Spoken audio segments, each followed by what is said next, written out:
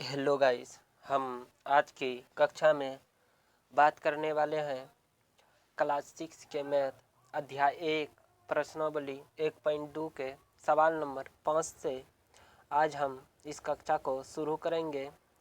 तो अगर आप मेरे पहले कक्षा की वीडियोज को आप नहीं देखे हैं तो आप उसका लिंक आपको डिस्क्रिप्शन में दे दिया जाएगा, ताकि वहाँ से आप जाकर देख सकते हैं उस वीडियो को।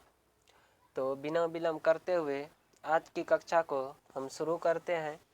तो सवाल नंबर 5 है कि अंकों 6, 2, 7 और 4 और 3 में से प्रत्येक का केवल एक बार प्रयोग करते हुए बनाई जा सकने वाली सबसे बड़ी और सबसे छोटी संख्याएं लिखिए तथा उन संख्याओं का अंतर भी याद कीजिए। तो हम यानी कि इन जो अंक आपको दिया गया है, कितना कितना अंक दिया गया है, 6, 2, 7, 4 और 3 है। इसको कितने बार प्रयोग करने के लिए बोला गया है? सिर्फ केवल एक बार प्रयोग करते हुए बनाए, यानी कि केवल एक बार इन सभी अंकों का प्रयोग करके बनाना है। तो हम आपको बताए हैं कि बड़ी संख्याओं को लिखने के लिए हम क्या करते हैं, देख लेते हैं। बड़ी पहले यहाँ पर निकलेंगे, हल दिया है। अंक कितना कितना दिया है? 6, 2, 7, 4 और 3 दिया गया है। यह सभी अंक आपको क्या किया गया है? दिया गया है। ये क्या है? अंक है।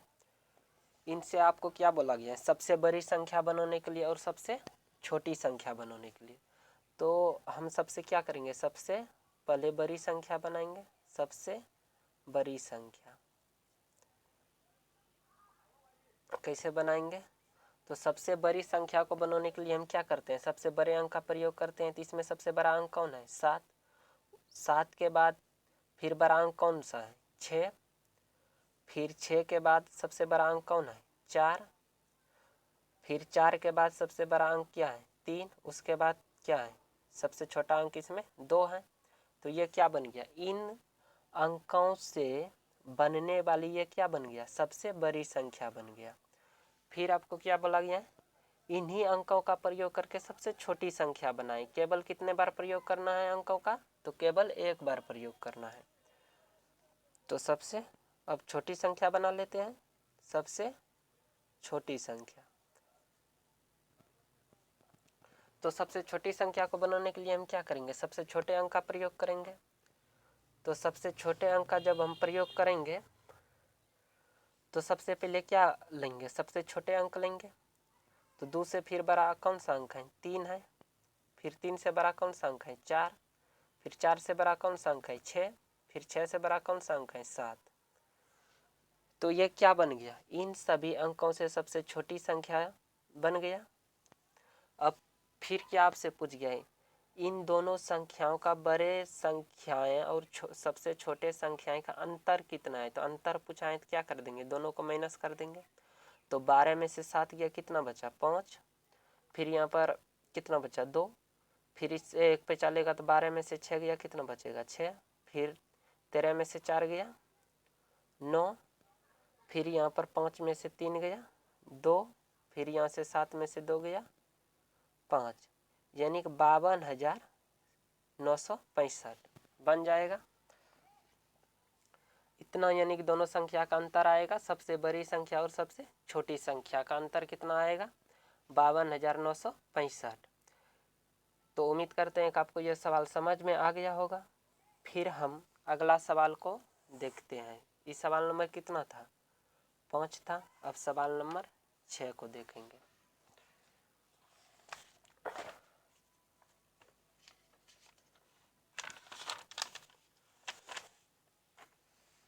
फिर देख लेते हैं सवाल नंबर 6 को। आपको क्या बोला गया है?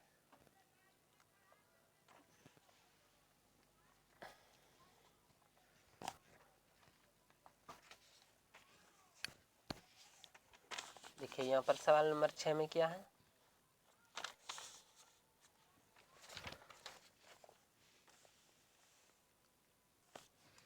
सवाल नंबर 6 में है,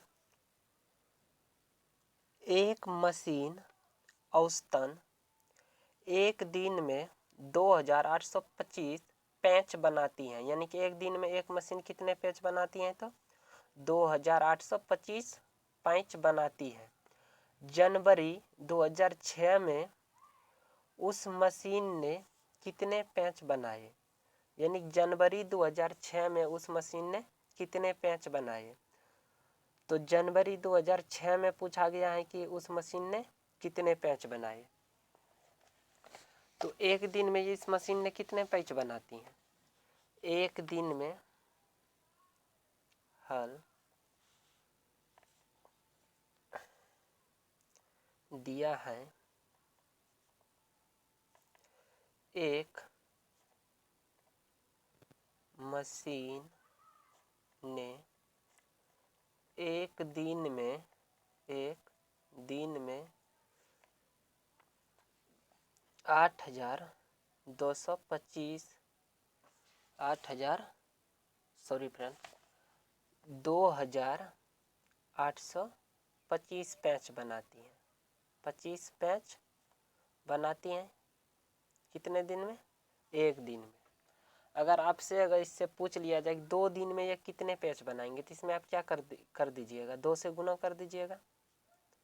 यही नहीं कीजिएगा। अगर आपसे पूछ लेगा कि 2 दिन में यह मशीन कितने पैच बनाएगी, एक दिन में अगर 2825 पैच बनाती हैं, 2 दिन में कितने बनाएंगे? 2 से गुना कर देंगे तो ये कितना हो जाएगा? 5 दूनी 10, 2 दूनी 4 1 5, 8 दूनी 16, 2 दूनी 4 1 5, यानी 5650 बोलेंगे। तो क्या बोल रहे हैं फिर? जनवरी महीने में 2006 जनवरी महीने में कितने पैच बनाएगी, यही बोल रहा है। 2006 जनवरी महीने में कितने पैच बनाएगी, यही पूछ रही है। तो जनवरी महीने में कितने दिन होते हैं? तो आपको मालूम होना चाहिए कि जनवरी महीने में जो है कितने दिन होते हैं? 31 दिन होते हैं। कितने दिन होते हैं? 31 दिन। तो इसमें क्या कर देंगे? 31 से गुना कर देंगे। 2825 गुना कितना कर देंगे? 31। अब देखो, गुना करने का जो शॉर्ट तरीका है इस सवाल में, वो क्या है? ये जो छोटा वाला जो संख्या है इसको ब्रेक करके एक शून्य बनाओ। क्या करना है? ब्रेक करके एक शून्य बनाना है। इसके अंत में एक शून्य बनाना है। तो 2825 गुना इसको लिख सकते हैं 31 को। ऐसे ब्रेक करना है कि एक शून्य वाला में रहे ताकि आपको गुना आसान हो जाए गुना करने में, और एक ऐसे रहे। तो इसको लिख सकते हैं 30 + 1। तो इसमें देखिए, अब 3 से गुना करके इसमें एक शून्य बैठा देंगे तो 30 से गुना हो जाएगा। फिर 1 से इसमें गुना कर देंगे। तो गुना करते हैं 3 से। 5 तिया 15, 3 दूना 6 1 7, 8 तिया 24 के 4, बाकी कितना रहा? 1। फिर 3 दूना 8 तिया 24 के 4, बाकी 2 रहा। 3 दूना 6 2 8, इतना हो गया। एक शून्य बचा यहाँ पर तो एक शून्य इसमें दे देंगे। फिर प्लस क्या करेंगे? 2825, 1 से 2825 में गुना करेंगे तो उतने आएगा। अब इन दोनों को जोड़ देंगे तो 5 और 0 जोड़ेंगे तो कितना हो जाएगा? 5। फिर 2 और 5 जोड़ेंगे तो कितना हो जाएगा? 7। फिर 8 और 7 जोड़ेंगे तो कितना हो जाएगा? 15 का 5, बाकी कितना रह जाएगा? 1। 15 का 5, बाकी कितना रह जाएगा? 1। फिर 4 2 6 1 7, बाकी नहीं रहा है। फिर 8, यानी 87,575 पेज बनाएगी। किस महीने में? तो जनवरी महीने में। तो उम्मीद करते हैं कि आपको ये भी समझ में आ गया होगा। अगर आप इसका स्क्रीनशॉट लेना चाहते हैं तो आप ले लें। फिर हम आगे की सवाल की ओर बढ़ते हैं।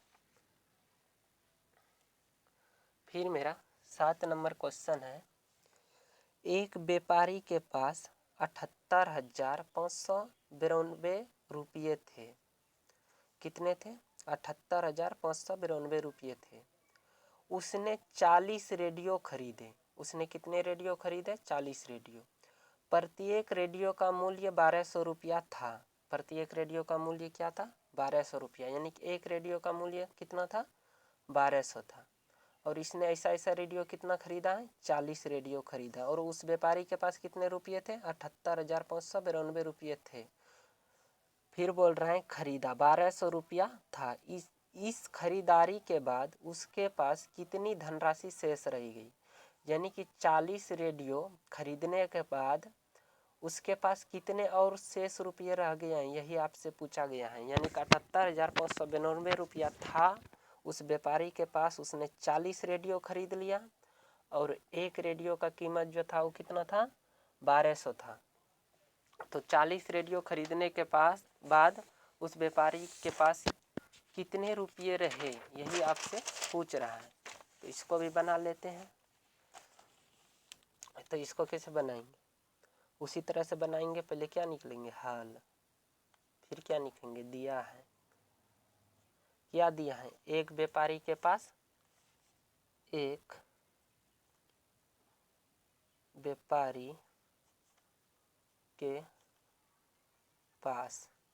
कितना है?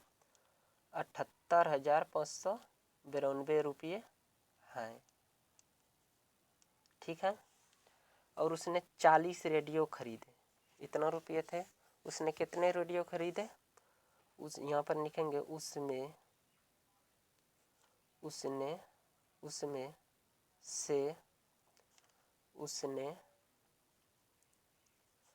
40 रेडियो खरीदे। और एक रेडियो का मूल्य कितना है? 1200। तो 10 रेडियो का अगर मूल्य पूछेंगे तो 12,000 बोलेंगे। तो एक रेडियो का मूल्य कितना है? एक रेडियो का मूल्य बराबर कितना है? 1200। ठीक है, 1200 रुपया है। तो शेष राशि हमको क्या निकालना है? हमें शेष राशि ज्ञात करनी है कि व्यापारी के पास कितने रुपये शेष बचा है। यही हमको याद करनी है। ठीक है। तो हम पहले निकाल लेंगे 40 रेडियो का कीमत। यानी कि एक रेडियो का 1200 है तो 40 रेडियो का कितना कीमत हो जाएगा? 1200 गुना 40। तो 40 रेडियो का मूल्य बराबर क्या लिखेंगे? 40 गुना 1200 तो कितना आ जाएगा? बच्चों के 48,000 आ जाएगा। ये 40 रेडियो का मूल्य निकला है। अब उसके पास कितना रुपये थे? 78,592 रुपये थे। तो शेष राशि हमको याद करनी है। कितना रुपया बचा? यानी कि 78,592 में से 48,000 उसने खर्च कर दिया। तो कितना रुपया और उसके पास बचा है? यानी कि कितना रुपया उसके पास बचा है। यानी मान लीजिए कि आप 10 रुपया लेके दुकान गए तो उसमें से 8 रुपया का सामान खरीद लिए। तो आपके पास पूछेगा कि शेष कितने रुपये बचे हैं, तब क्या बोलेंगे? 2 रुपया बचे हैं। तो इसी तरह इसमें भी करना है। तो क्या करेंगे? शेष राशि बराबर क्या करेंगे? 78,592 घटाओ 48,000, यही कर देंगे। तो 2 9 5 8 में 8 गया 0, 7 में 4 गया 3, यानी 30,592 रुपया जो है उस व्यापारी के पास क्या है? शेष राशि बचा है। कितना बचा है? 30,592 रुपया। तो अगर आप इसका स्क्रीनशॉट लेना चाहते हैं तो आप ले लें। फिर हम आगे की सवाल की ओर बढ़ते हैं। सवाल नंबर 8 की ओर। यहाँ पर दिया गया है 8 नंबर सवाल में, एक विद्यार्थी ने 7236 गुना 56 में से 7226 36 गुना 56 में से 56 के स्थान पर 65 से गुना कर दिया। 56 के स्थान पर उसने किसने से गुना कर दिया गया? 65 से गुना कर दिया। उसका उत्तर सही उत्तर से कितना अधिक है? यानी कि 56 से जो गुना करता था कितना आता था, अगर वो 65 से गुना कर दिया तो कितना आता है? इन दोनों का क्या पूछ रहा है? अंतर पूछ रहा है कि यानी कि उसका उत्तर सही उत्तर से कितना अधिक था। दोनों गुना करना आवश्यक नहीं है, दोनों गुना करना आवश्यक नहीं है। ठीक है, यानी कितना अधिक था तो हम देख लेते हैं। यानी कि आपको कितना गुना कितना करने के लिए बोला है? 7236 में से, यानी कि 7236 गुना 56, यानी कि एक विद्यार्थी को जो है क्या बोला गया था कि 7236 गुना 56 कीजिए, लेकिन उसने टूटी बस उसने क्या कर दिया? इस संख्या में से 65 से गुना कर दिया, तो उसका सही उत्तर से कितना अधिक आ गया है, यही आपको याद करना है। तो हम पहले देख लेते हैं कि 7236 गुना 56 कितना आता है। तो 56 को आप लिख सकते हैं ब्रेक करके 50 + 6, एक हमेशा शून्य बनाना है इसे सवाल में। तो इसमें इससे गुना करेंगे 6 × 5 = 30, 5 × 3 = 15, 3 5 × 3 = 15, 3 18 का 8 बाकी 1 5 दूनी 10 1 11 और 7 × 5 = 35 1 36, फिर एक शून्य बचा है तो इसको भी दे देंगे। फिर इसमें किससे गुना करेंगे? अब 6 से गुना करेंगे तो 6 × 6 = 36, 6 × 3 = 18, 3 21 बाकी 2 6 दूनी 12 2 14 7 × 42 1 43। इन दोनों को अब जोड़ लेंगे तो जोड़ लेते हैं 0 और 6 तो 6, 1 और 0 तो 1, फिर 8 4 12 का 2 बाकी कितना रहा? 1 3 1 4 1 5, फिर 6 4 10 1 के 0 3 1 4, यानी 40,000 सॉरी फ्रेंड्स, यानी 4,05,216 आना था उसका गुना करके, इतना आना था। लेकिन उसने गुना कितना से इसमें कर दिया गया है? इसको गुना करके इतना आंसर लाना था, लेकिन उसने कितना गुना कर दिया है? गुना करके आंसर लाया है 7236 गुना 65 को क्या लिख सकते हैं? 60 + 5 लिख सकते हैं। ये देखिए, ये 6 से गुना करके उसी संख्या में हम गुना किए हैं 6 से, तो इसमें 6 से गुना कर देंगे तो कितना आ जाएगा? 43 4 1 6 0 आ जाएगा। फिर इसमें 5 से गुना करेंगे तो 5 से गुना करके कितना आता है? 36 18 0। यहाँ पर एक शून्य अधिक था 5 में तो एक शून्य कम देंगे तो 5 से हो जाएगा। अगर एक शून्य देंगे 50 से गुना हो जाएगा। इन दोनों को हम क्या करेंगे? अब जोड़ लेंगे 0 + 0 0, 8 6 14 का 4 बाकी कितना रहा? 1 1 1 2 1 3 6 4 10 के 0 3 3 6 1 7 4 के 4। उसने गुना करके कितना लेकर आ गया है? इतना लेकर आ गया है। अब बोल रहा है इस आंसर से जो है इस आंसर से ये कितना अधिक है। तो इसमें अधिक को पता करने के लिए हम क्या करेंगे? इसमें से इसको घटा देंगे तो सही 4,70,340 में से 4,05,216 को हम क्या करेंगे? घटा देंगे। तो घटा के कितना आएगा आंसर? 10 में 6 गया 4, 3 में से 1 गया 2 1, 10 में से 5 गया 5, फिर यहाँ पर कितना बचा? 6, फिर ख़त्म। तो 65,000 कितना आ जाएगा? 124। आंसर कितना आ जाएगा? 65,124, यानी 65,124 क्या आ गया था? इसका अधिक आंसर आ गया है। तो उम्मीद करते हैं कि आपको समझ में आ गया होगा। फिर आज की कक्षा को हम यहीं पर समाप्त करते हैं। फिर अगले की कक्षा में हम बचे हुए क्वेश्चन को हम बता देंगे, यानी कि 9, 10, 11 और 12 को बता देंगे। ठीक है, तो उम्मीद करते हैं कि आपको समझ में आ गया होगा।